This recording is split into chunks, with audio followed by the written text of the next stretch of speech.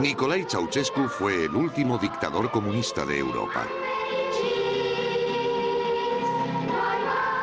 Pero su régimen fue mucho más que una dictadura comunista.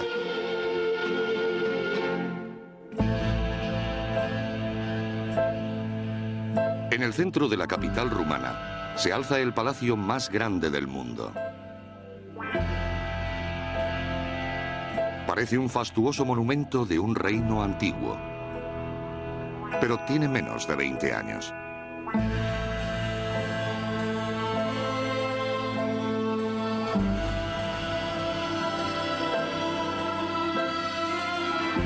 Rumanía es uno de los países más pobres de Europa.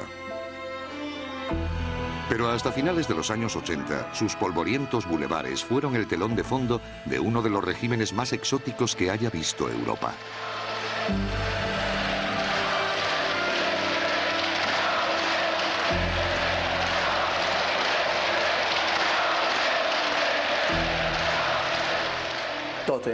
Era teatro, un gran teatro. 22 millones de espectadores aplaudiendo. Nos apodábamos los aplaudidores. Solo había un artista, o quizá dos, una pareja.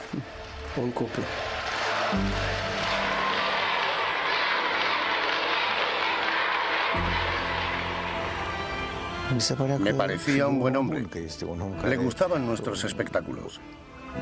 Cuando venía, nos agradecía nuestro esfuerzo.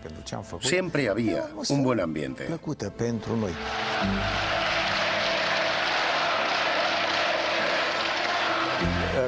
No se deben sacar conclusiones precipitadas. El tiempo confirmará su lugar en la historia. No puedo negar la grandeza de Ceausescu. Fue un importante hombre de Estado. La Rumanía de Nicolae Ceausescu era ensalzada con aparatosos espectáculos teatrales. Todo el país era el escenario. Cada habitante tenía su papel de figurante.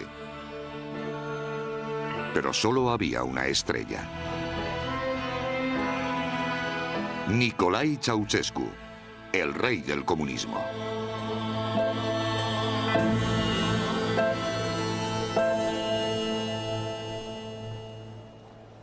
El 21 de agosto de 1968, un joven e inexperto líder comunista organizaba una manifestación que transformaría su poder político. Nicolae Ceausescu, hijo de un campesino rumano, llevaba 3 años en el poder. Hasta ese momento había sido visto como una marioneta de los jerarcas del partido. Pero todo iba a cambiar cuando se opuso a la invasión rusa de Checoslovaquia. Yo quería mucho a mi madre. La adoraba. Dios la tenga en su gloria. Esa mañana, ella volvía del mercado con una bolsa de cerezas. Y cuando cruzó la puerta gritó: Cornelius, hijo, los rusos han entrado en Checoslovaquia. Decidimos que Ceausescu declarara públicamente que abriríamos fuego si ocupaban un solo kilómetro de territorio rumano. Pătrunderea trupelor celor 5 țări socialiste în Ceoslovacia constituie o mare greșeală, o primejdie gravă pentru pacea în Europa, pentru soarta socialismului în lume. Ceausescu escenificó su oposición. El público respondió de forma entusiasta. Me vestí y corrí hacia la plaza del edificio del Comité Central. Lamentablemente, cuando llegué, la concentración acababa de terminar, pero pude palpar el ambiente. En ese momento me sentí orgulloso de ser rumano.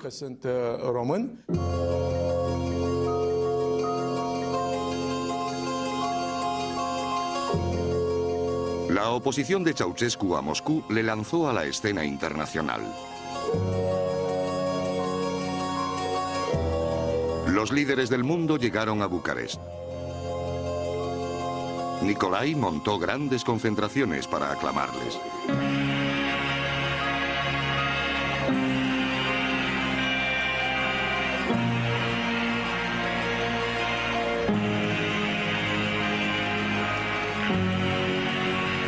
Fue un espectáculo increíble, pero en el fondo era algo más que un espectáculo.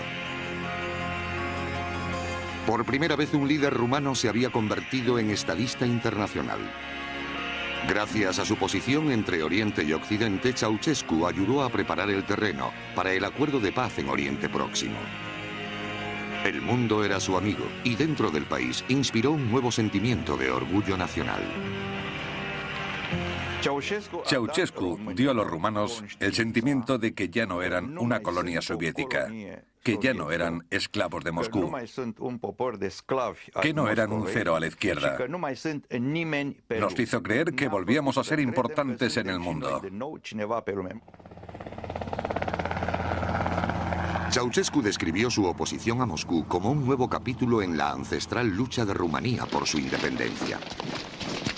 Antes de él, las manifestaciones naționalistas estaban prohibidas.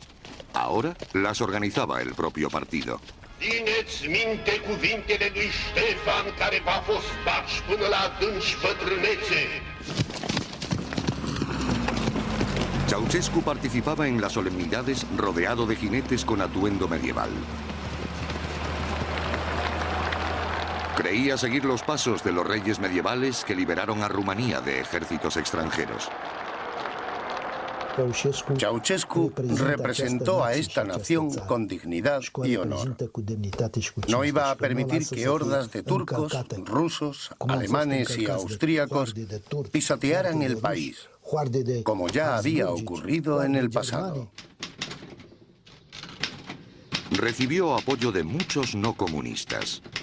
Los intelectuales nacionalistas respaldaron de forma entusiasta al nuevo líder. Lo llevaron al papel y así nació el culto a la personalidad de Nicolae Ceausescu. Your very existence is a miracle for man. Romanians, hungry and naked, have waited. When we say Ceausescu, we say Romania. When you speak, rocks turn to mountains. The name of this leader is universal. Traveling further than any of the other princes, circling the planet as a messenger of our values and the global aspirations for a better and just world. His name is Nicolae Ceausescu.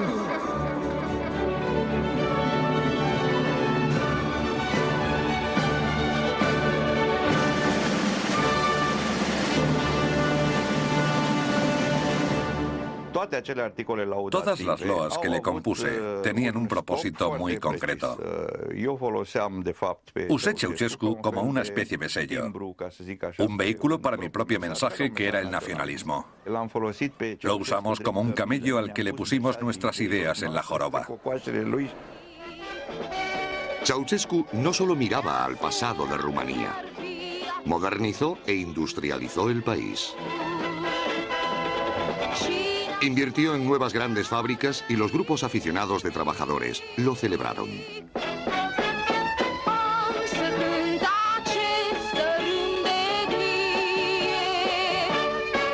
Los empobrecidos campesinos fueron trasladados a bloques de apartamentos recién construidos.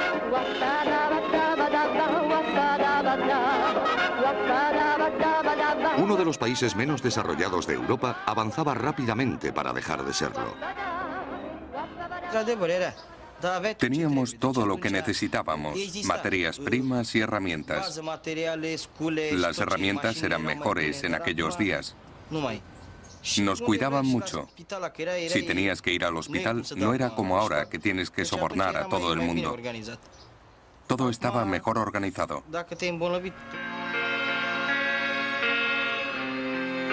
Los comunistas encargaron a numerosos artistas rumanos que pintaran retratos de su líder.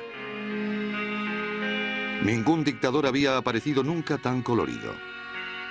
No había que ser partidario de Ceausescu para tomar el pincel. El partido ofrecía incentivos especiales.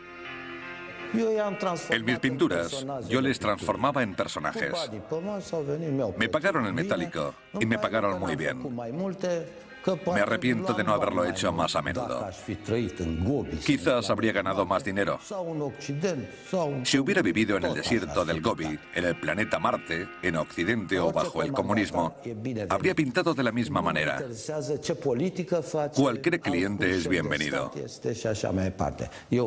No me interesa cuál es su política o de qué estado sea jefe. Necesito dinero porque aunque el artista pueda vivir con poco, el arte muere sin dinero.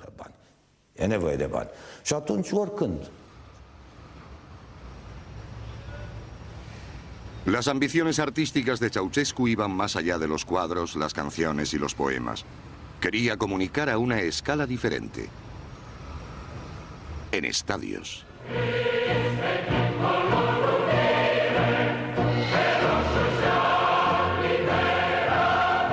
Se inventó un nuevo tipo de teatro político. Combinaba las artes escénicas con las manifestaciones de masas. Toda la población rumana se convirtió en miembro de un espectáculo sobre sí misma.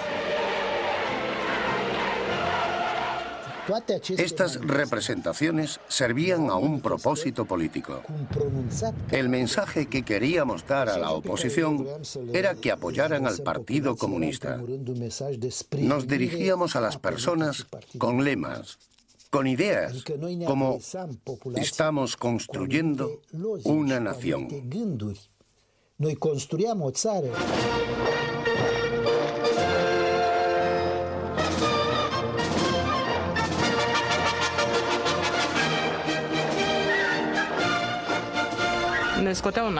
Nos sacaban de la fábrica 2 meses antes del espectáculo y ensayábamos en el estadio 8 horas al día con 2 descansos.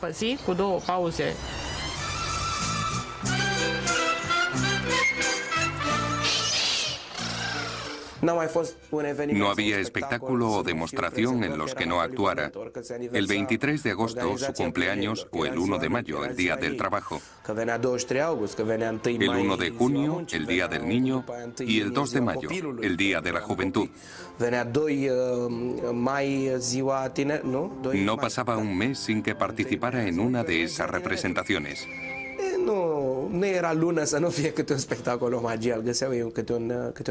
Y así fue toda mi infancia.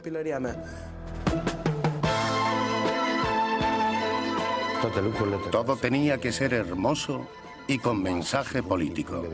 La cosecha tenía que ser grande. Los trabajadores tenían que trabajar contentos. Todo se expresaba con coreografía.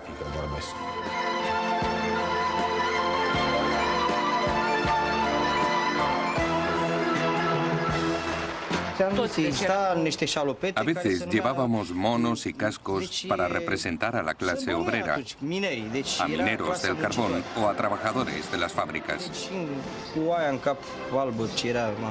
Otros vestían uniformes militares.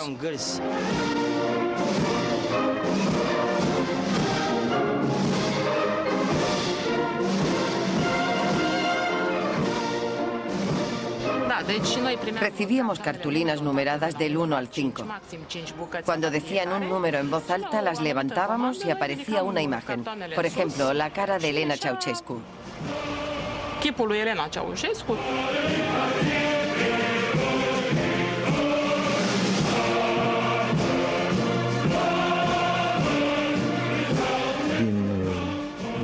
Alrededor del campo había unas marcas de colores. A cada niño se le asignaba un color. Los niños entraban corriendo en el estadio con un redoble de tambor.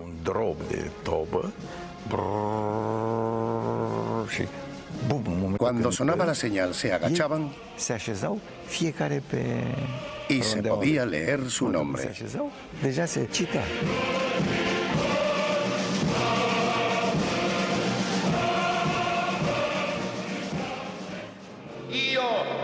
Mihai Voievod, domn al țării românești, al Ardealului. Las escenas históricas narraban una historia de lucha. El caudillo de Cebal había combatido a los romanos, como Ceausescu había hecho frente a los rusos. Esteban el Grande y Miguel el Valiente habían unido Rumanía. Era fácil de entender. Cuando nos referíamos a Esteban el Grande y a todo el territorio que gobernó, queríamos enviar un mensaje claro. Era un mensaje dirigido a la Unión Soviética. Compuse varios espectáculos de temas históricos. Los viejos generales rumanos lloraron durante la representación.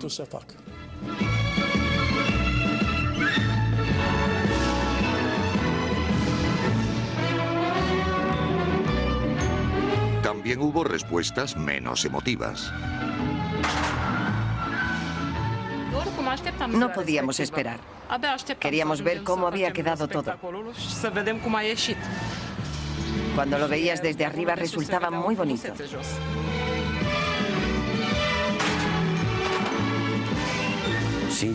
En honor a la verdad, disfrutaba mucho de aquellos espectáculos.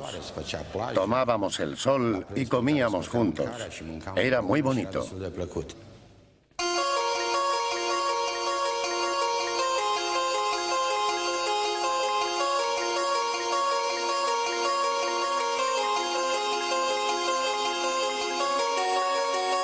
Casi todo el mundo en el estadio tenía un papel que interpretar. Ceausescu y el Comité Central eran meros espectadores. Pero al final del espectáculo, algo extraño ocurría. Todos los artistas y el público se daban la vuelta y aplaudían a Nicolae Ceausescu y su esposa. Los actores se habían convertido en público y el público en actores.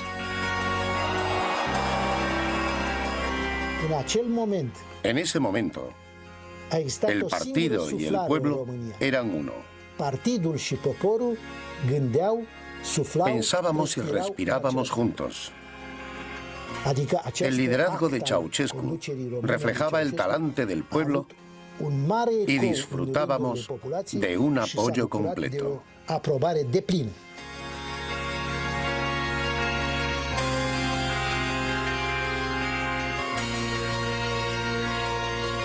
El nuevo simbolismo de los estadios se extendió primero al reino de la política.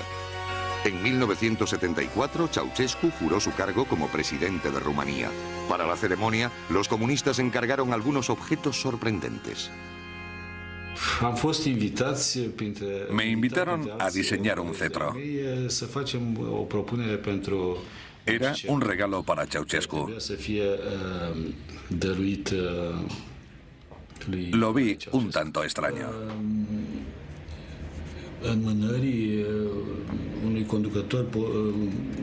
Sobre todo por regalarle un cetro a un líder comunista. Al final acepté. Echaba de menos los días en que Rumanía era un reino.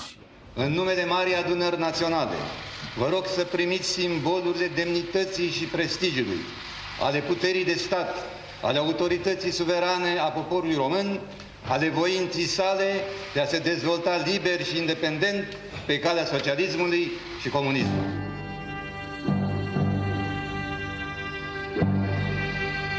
El líder comunista recibía el símbolo de la opresión feudal. El problema era que no se le podía entregar directamente en mano, ni siquiera envuelto en papel. Decidimos hacer un estuche de presentación. Lo forramos de terciopelo y moldeamos el interior para que el cetro encajara exactamente.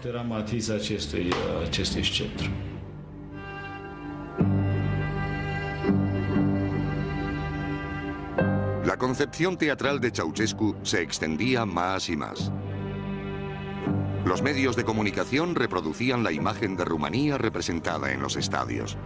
Los periodistas solo tenían que seguir una sencilla regla. Los titulares eran de este tipo: logros majestuosos, la era de Nicolae Ceausescu, la era de los logros más importantes de la historia de Rumanía.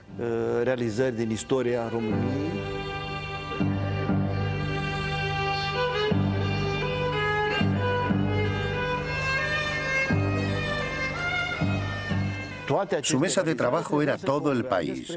Todos sus logros tenían que converger en la cima de la pirámide. Él era el jefe de Estado, líder del partido, jefe del ejército. Él era Nicolae Ceausescu.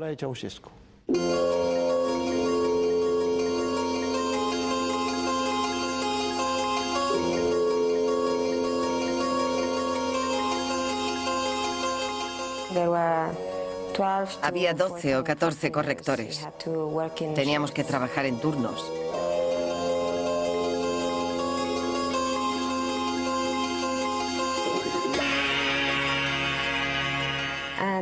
La labor principal era leer todos los artículos y asegurarnos de que todas las palabras estuvieran bien escritas. Y especialmente los nombres de Nicolae y Elena Ceausescu.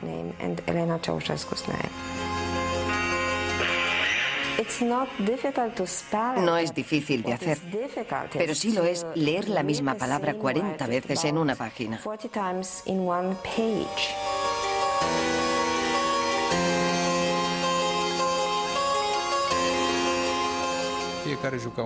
Todo el mundo interpretaba un papel. El periodista debía hacer ciertas preguntas a las que nadie ponía objeciones y el entrevistado respondía lo que el periodista y los líderes del partido esperaban de él. Am urmărit cu profundă satisfacție patriotică magistralul raport expus de secretarul general al Partidului Comunist Român, tovarășul Nicolae Ceausescu, raport în care și noi, constructorii, ne regăsim în amplele programe de dezvoltare a investițiilor din țara noastră. No se podía cometer ningún error. Las reglas eran claras. No mostrar lo que se suponía que no debía estar ahí. No mostrar su lado izquierdo. Si se tomaba el ángulo equivocado, se veía la piel llena de manchas de un anciano con problemas hepáticos. Ceausescu solía tartamudear un poco, cuando decía gente, sobre todo. No debía vérsele hablando ni compartiendo impresiones con el Comité Central. Solo se le podía mostrar aplaudiendo o sonriendo. Había un clásico que era el momento en que los niños se acercaban a él para regalarle flores. Ese momento era obligatorio.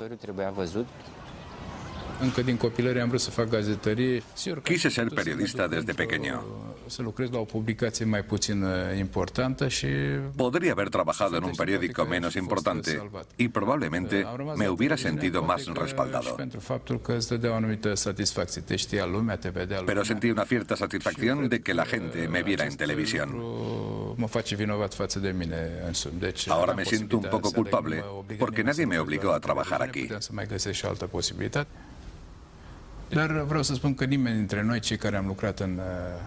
Todos los que trabajamos en el aparato de propaganda fuimos un poco cómplices.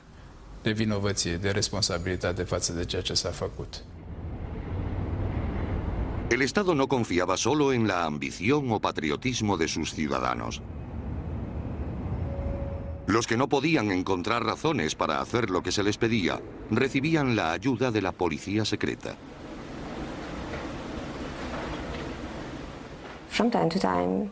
De vez en cuando se escapaban erratas. En lugar de su nombre, Nicolae, se colaba Nicolae. Y en rumano eso es algo pornográfico.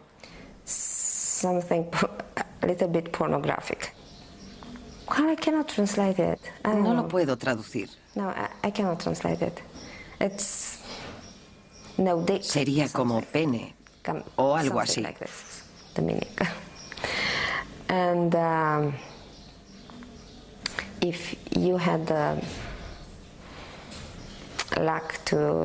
Si tenías la mala suerte de cometer tal error, podías estar seguro de que la policía te interrogaría. A ti y a todos los demás para comprobar si lo habías hecho a propósito.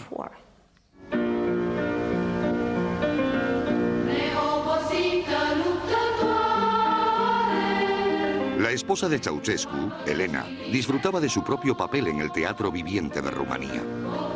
Había dejado el colegio a los 14 años con buenas notas en costura. Pero los medios de comunicación rumanos se vieron forzados a darle un toque más intelectual.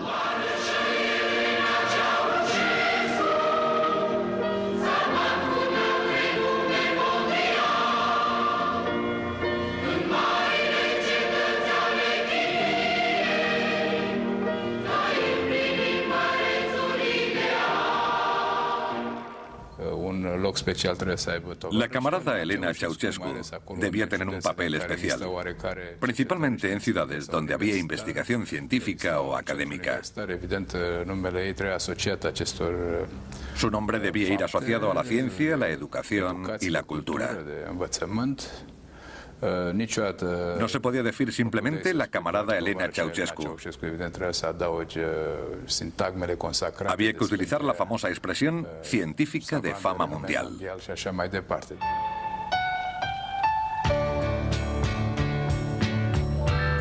Igual que hicieron con su marido, los poetas la adularon. Pero el culto a la gran química señaló una fase nueva y más creativa en su trabajo. Con Nicolai, los poetas exageraban. Con Elena, inventaban directamente. This day of yearning and glory is inscribed in the calendar, cast in letters of gold and garlanded with lavender. For this is the day on which Romania gave birth to a woman we all know is without equal on earth. Soy culpable de haberle compuesto algunos poemas. Pero no fue por mi carrera.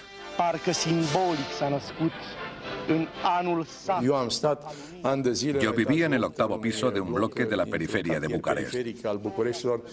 Lo hice porque intentaba convencerla de que apoyara la cultura rumana.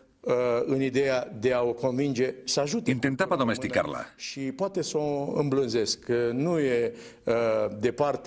Como en una obra de Shakespeare. La fierecilla domada. No podía aprenderme un poema porque era sobre Elena Ceausescu. No lograba que me entrara en la cabeza.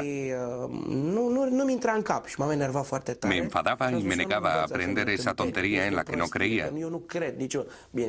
Había palabras y expresiones como brillante, ingeniosa, lo fantástica que era. Todo era una estupidez colosal. Mi madre me llevó a un lado y me preguntó si estaba loco. Si no lo hacía, nos arrestarían a todos. Y me pidió que cuando dijera frases como amante madre o científica de fama mundial, pensara en ella, en mi madre. Lângă marea lui iubire pentru om și pentru țară, e tovarășa Elena Ceausescu, militant și om de știință, ce în lupta comunistă și-a pus viața cu credință, devenind, prin fapta vieții, eroină legendară. Solo un país en el mundo honra a su jefe de Estado con una pompa y boato que rivalizó con la de Rumanía. En 1978, el gobierno británico invitó a Ceausescu. Dijo que si iba a Gran Bretaña sería solo en visita de Estado. Quería ser bien tratado. Prințul Charles al țării Galilor, Wales, prințesa Anne, prințesa Margaret, ducele și ducesa de Kent. Guardo un comentario en un trozo de papel que quizá merezca la pena recordar.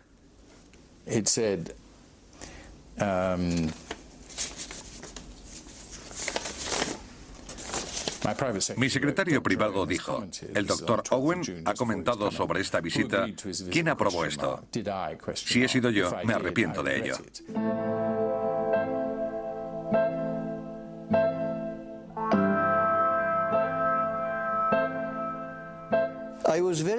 Yo estaba muy nervioso cuando salimos de la estación Victoria y había que hacer el trayecto en el carruaje.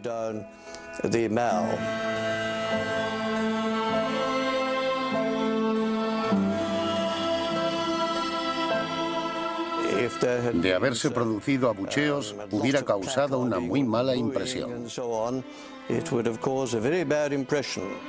Ceausescu había sido invitado a Gran Bretaña con la esperanza de que comprara aviones. El anunciado éxito económico de Rumanía iba a ser puesto a prueba en el mundo real. Las negociaciones con British Aerospace y otras empresas asociadas fueron un horror absoluto de principio a fin. Rumanía es un país muy pobre y trataban de alcanzar un gran acuerdo, pero estaban obligados a disponer de dinero para pagar. Introdujeron algo que llamaron acuerdos de compensación. Gracias a ellos, en vez de pagarnos en metálico, se ofrecían a hacerlo con lo que ya no le servía a nadie. Podían ser naranjas, nabos, tuberías de plomo o cualquier otra cosa.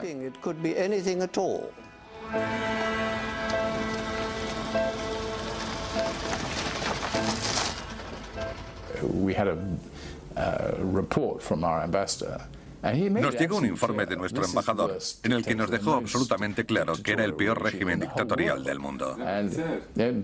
Supongo que sabía por qué lo decía. Y también describía a la señora Ceausescu como una víbora. Había que cuidar especialmente a la señora Ceausescu. En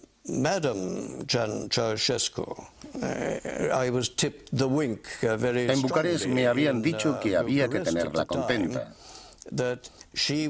Era una química muy competente, hasta donde yo sabía. En cualquier caso, tenía fama de ser buena. Le entregaron algún tipo de diploma. Creo recordar que era del Real Instituto de Química. A ella le encantó la visita.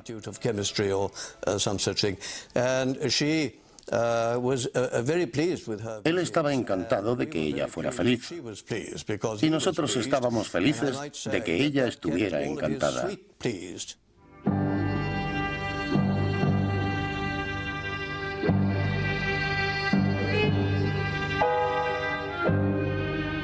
Hasta ese momento, los grandes espectáculos de Ceausescu se habían inspirado en acontecimientos reales. Pero a principios de los 80, Rumanía ya no seguía el guión.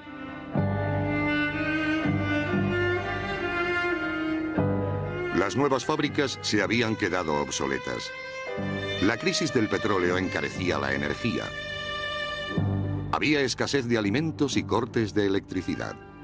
Pero también había una solución: reescribir la realidad.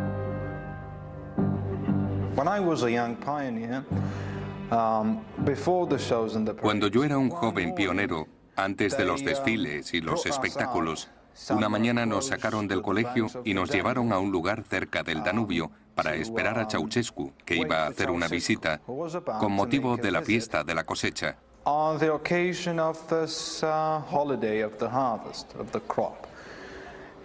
Nos tuvieron esperando hasta las 6 de la tarde, hasta que al final hizo aparición en su helicóptero. Estrechó las manos de algunas personas y se fue a visitar una gran exposición con los productos de las cosechas, excepto algunos de ellos como maíz, repollos y melones. El resto estaban hechos de poliestireno y madera, materiales parecidos al plástico, pintados para darle buen aspecto.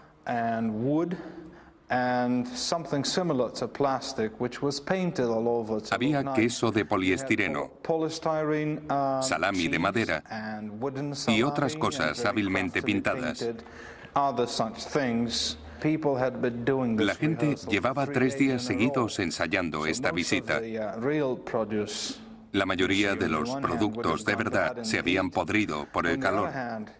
Y por otra parte, en aquel momento no se podía ver ninguno de estos productos en las tiendas. Nos hubiera gustado ver qué habría pasado si hubiera querido probarlos o los hubiera tocado con sus manos.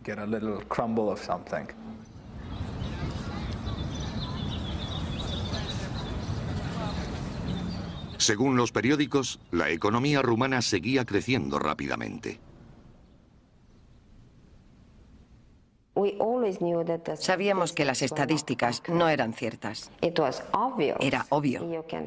Todos teníamos amigos en el campo y todos los periodistas que iban al campo te contaban que aquello era un desastre total.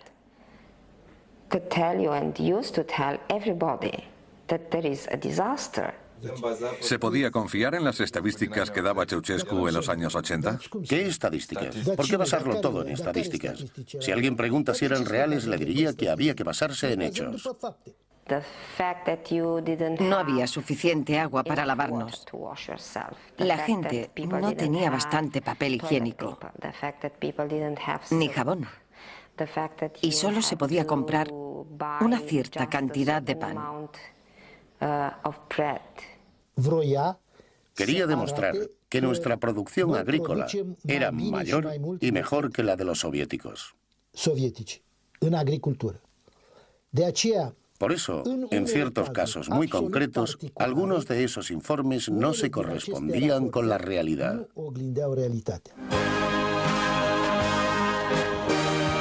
En los años 80 los espectáculos se multiplicaron y se hicieron más complejos. En aquellos tiempos difíciles, la cúpula comunista los miraba con otros ojos. En su día habían sido un instrumento de persuasión. Ahora eran una fuente de consuelo. En honor a la verdad, creo que a una gran parte de la población le gustaban esos espectáculos.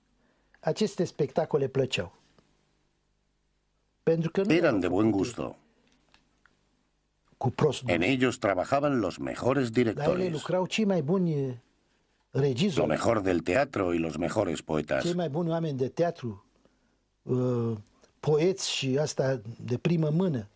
Sí, creo que les gustaban. ¿Evolución? ¿Una obra de arte? Ni hablar. Nadie pensaba que eso fueran obras de arte. Eran kitsch. A todos nos obligaban a participar, aún sin querer. Hacíamos cosas sencillas, pero que parecían complejas cuando se multiplicaban por 300 o 400.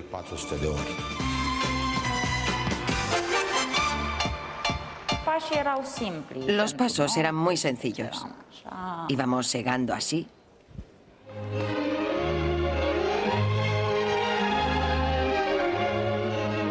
O hacíamos el movimiento de pico y pala.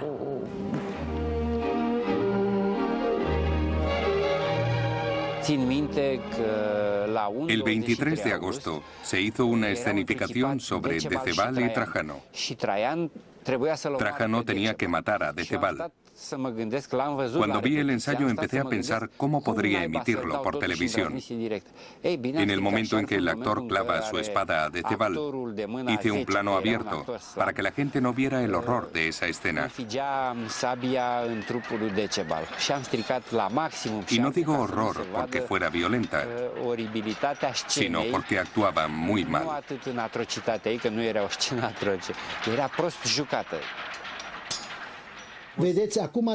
Hoy, la gente dice que los últimos 45 años de historia rumana con los comunistas fueron un desastre.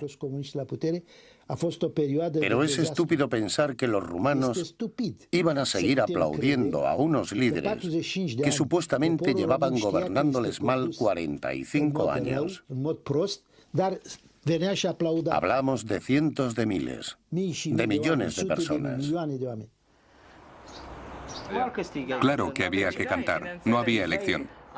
Siempre había alguien del partido en medio. ¿Cómo se llamaban? Activistas. Activistas. Había uno por cada 5 o 6 personas con las consignas que había que cantar o gritar. Si decías cualquier otra cosa, te arrestaban allí mismo. Si no aparecías, te castigaban. Te descontaban dinero de la paga y podían bajarte de categoría.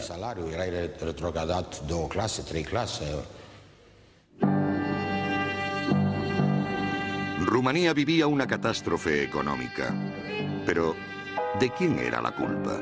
Ceausescu decía que de los extranjeros, concretamente de los bancos internacionales que no le prestaban dinero.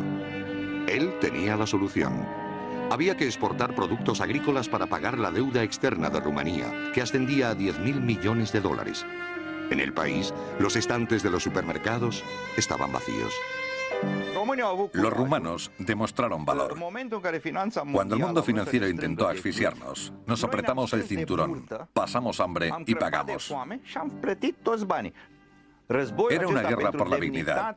Una guerra porque los países se levantaran y demostraran que podían ser autosuficientes. No ser asfixiados por la globalización que ahora está ahogando el planeta. Los rumanos fuimos los primeros en empezar la lucha. En el pasado luchamos contra el imperialismo otomano y soviético, ahora contra la globalización.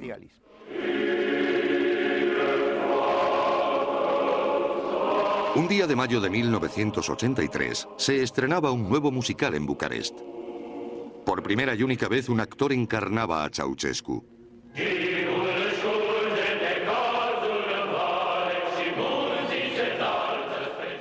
Yo interpretaba a Ceausescu. Tuve largas conversaciones con un director de teatro que me dijo que él llegó a creer en el comunismo. Creyó estar construyendo el socialismo en Rumanía y lo hizo con el corazón. Intenté imaginarme a mí mismo en esa situación para meterme en el personaje.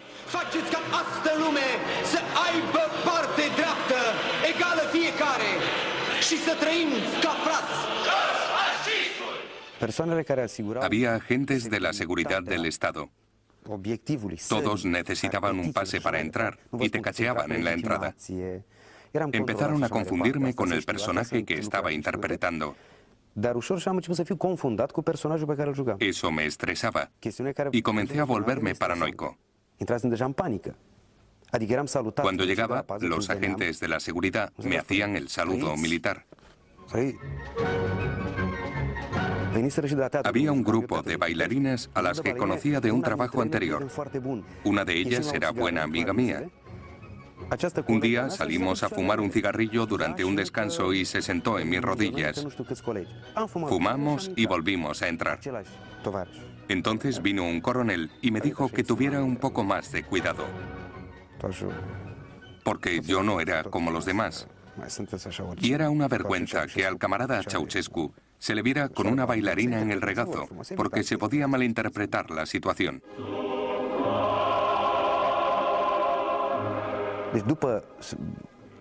Cuando el espectáculo alcanzó difusión nacional por la televisión, tuve que evitar los lugares públicos y no podía andar por la calle.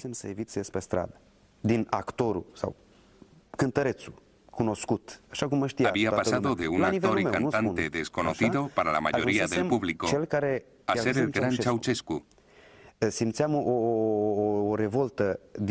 Algunas personas me miraban con repulsión por la calle. Me decían, te hemos visto interpretar a Ceausescu.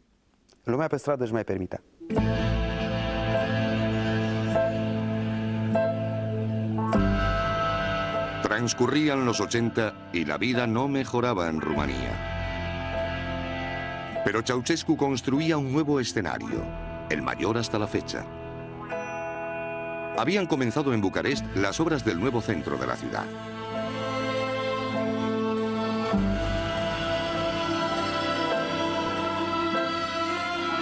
Fueron destruidos muchos edificios históricos. Otros se trasladaron de lugar. A menudo creíamos que demolerían o trasladarían la iglesia. Porque cuando Elena o Nicolae Ceausescu planeaban pasar por aquí, enviaban un agente de la seguridad del Estado. Venía y nos ordenaba que no rezáramos dentro o fuera de la iglesia y que no tocáramos las campanas. Ordenaba cualquier cosa. Finalmente, en 1986, Nicolae Ceausescu decretó que la iglesia debía desplazarse 23 metros más atrás y que se construyera un bloque de apartamentos alrededor para que no pudiera ser vista desde la calle.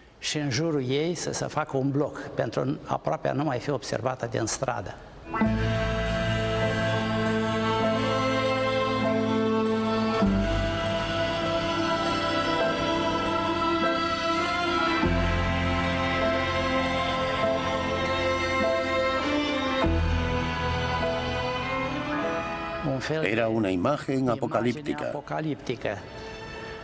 Había excavadoras en las verjas de la iglesia.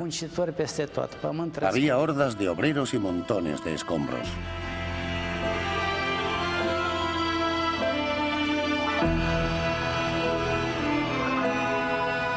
Fue un sacrilegio.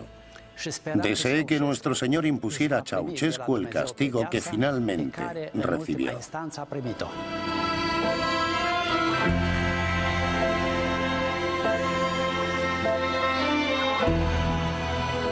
Ceausescu seguía su guión. Un rey antiguo guiaba a su pueblo hacia una era moderna.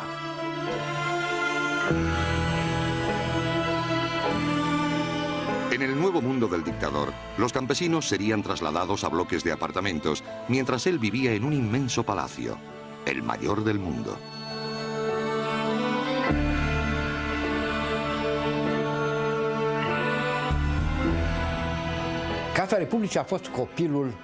El palacio era obra de Ceausescu. Llegaba a visitarlo hasta 3 veces al día, incluso los domingos. Se consideraba constructor y diseñador de esta edificación faraónica. El palacio de Ceausescu estaba cerca de nuestra casa. Vivíamos en casas antiguas y eso le sorprendió mucho. Dijo que parecíamos un poblado de gitanos. Entonces nos dijeron que las iban a demoler. No quedó un centímetro del palacio sin adornos. Se decoró tanto como fue posible. Los costes no importaban.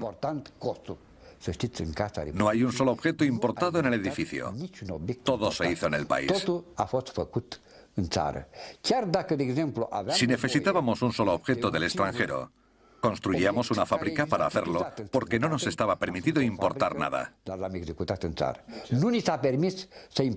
La idea era demostrar que los rumanos podíamos hacer lo mismo que el resto de los europeos sin su ayuda.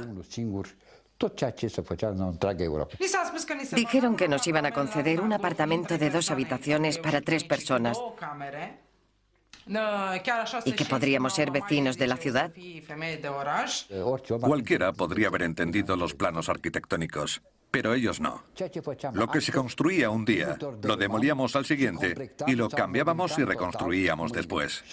Eso fue así siempre. Hubo algunas escaleras que se cambiaron, se demolieron 2 veces y finalmente se volvieron a construir. Ninguno de los apartamentos tenía la fontanería de los baños. Detrás de cada bloque había una letrina exterior, una para cada planta. Era como estar en el campo. Los ancianos no podían andar tanto, así que se veían obligados a hacer sus necesidades en un cubo que teníamos que sacar por las mañanas.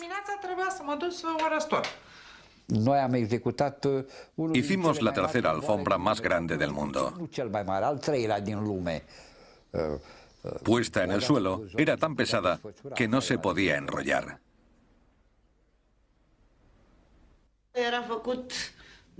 Tendrían buen aspecto, pero no eran más que unas cuantas paredes prefabricadas. Cuando traspasabas la puerta, era como estar en un teatro de marionetas. Trataban el palacio como si fuera un teatro, en lugar de una gran representación. Porque en un teatro no hay nada real. No deja de ser un escenario con unos decorados pintados.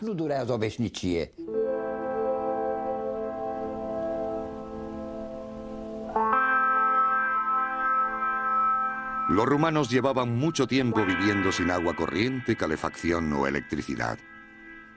Hacían colas para todo.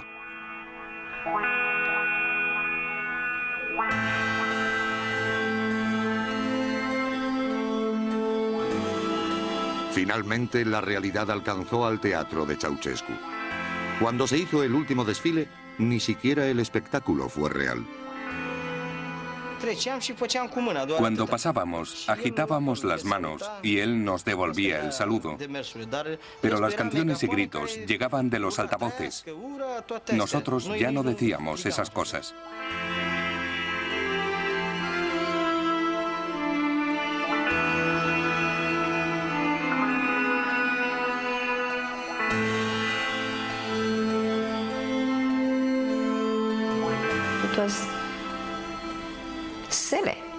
Fue absurdo.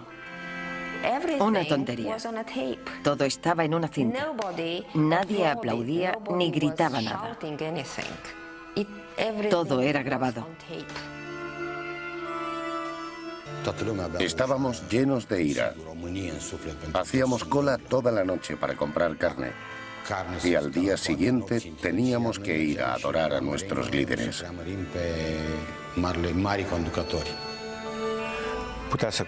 Un espectáculo pequeño podía costar $250.000 de euros. Era mucho dinero en aquel momento. No nos gustaba aquel régimen.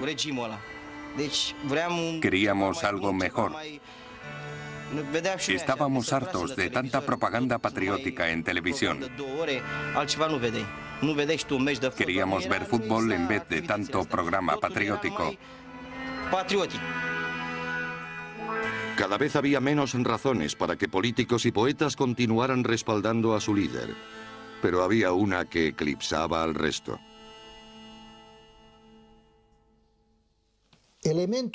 Lo que me convenció para quedarme en el gabinete de Ceausescu en aquel momento fue que tuvo el valor de representar a Rumanía con dignidad y que se opuso a la hegemonía soviética hasta el último momento. No creo que Ceausescu mantuviera a los rusos a raya. Y tampoco me importa porque si me fijo en Hungría, Checoslovaquia o incluso Bulgaria, creo que la ocupación rumana fue peor que la rusa. Si el país hubiera estado ocupado esos 50 años por los rusos, los rumanos habrían luchado con un enemigo visible. Pero no puedes luchar contra tu pueblo. El 21 de diciembre de 1989, Ceausescu organizó una concentración ante el edificio del Comité Central. Esta plaza había sido escenario de la primera gran actuación del dictador y también sería la última. Yo estaba haciendo una panorámica de la plaza y de repente vi que unas personas estaban pisoteando unas pancartas. Enseguida pasé a enfocar a otros grupos que estaban congregados pacíficamente. Después enfoqué al balcón para retransmitir momentos memorables, como cuando Ceausescu dijo: "Camaradas, alto". Doresc de asemenea să adresez mulțumiri inițiatorilor și organizatorilor acestei mari manifestări populare din București, considerând aceasta ca o... La multitud no aplaudía, le abucheaba. La sorpresa de Ceausescu era evidente en su cara. El espectáculo se dio por terminado. Oí susurrar a Elena Ceausescu: "Dales 100 más". Entonces empezó a hacer promesas para callarles. Pero la gente ya no le escuchaba ni se creía sus promesas de 100 más, que significaba 3 kilos de carne más, porque sabían que era imposible encontrarla.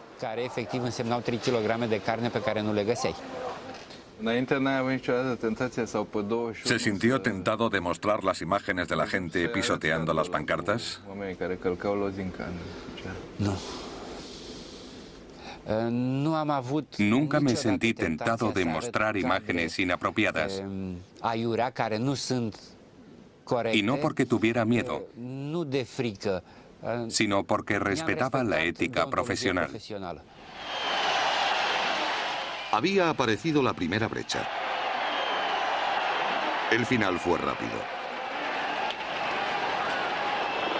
El edificio del Comité Central fue asaltado. Ceausescu huyó en helicóptero. Un grupo de comunistas de segundo nivel formó un gobierno de emergencia.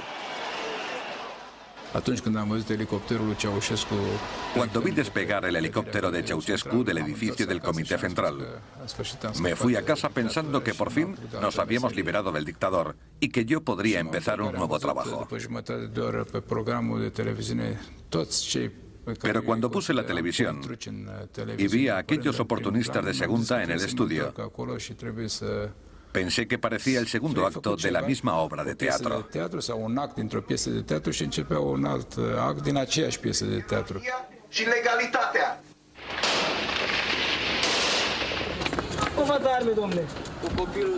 Había peleas en las calles entre los revolucionarios y las facciones aún leales al dictador.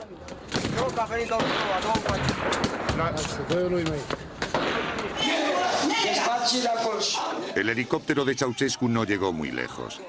Él y su mujer fueron capturados y juzgados por un tribunal nombrado por el nuevo gobierno. Fue un juicio sin ningún valor legal. Duró 2 horas.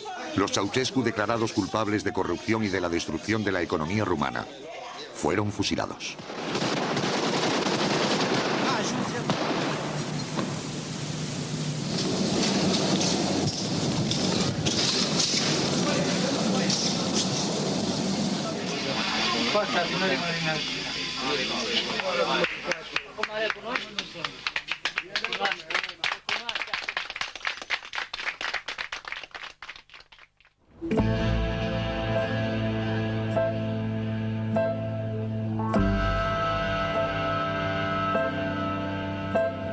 Diez años después de la revolución, Rumanía vive en democracia. Pero las decisiones que toman los rumanos son similares a las que tomaron por ellos. El partido mayoritario del Parlamento es el comunista. El segundo es nacionalista y está encabezado por un conocido poeta. Ceausescu fue un gran hombre de Estado. ¿Qué hacemos con él? ¿Quieren que le olvidemos? ¿Que le desmitifiquemos? ¿Que le fusilemos una segunda vez? Fue una gran figura de la historia de este país. Si no, pregúntenle a la distinguida reina de Inglaterra. ¿Por qué le llevó en su carruaje? Si no le hubiera concedido los mayores honores del Imperio Británico, los pobres rumanos nunca nos habríamos dado cuenta de lo importante que era Ceausescu.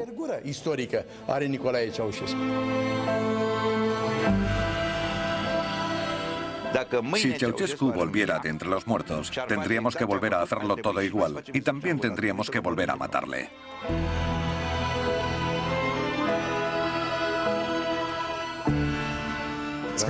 El espectáculo estaba preparado.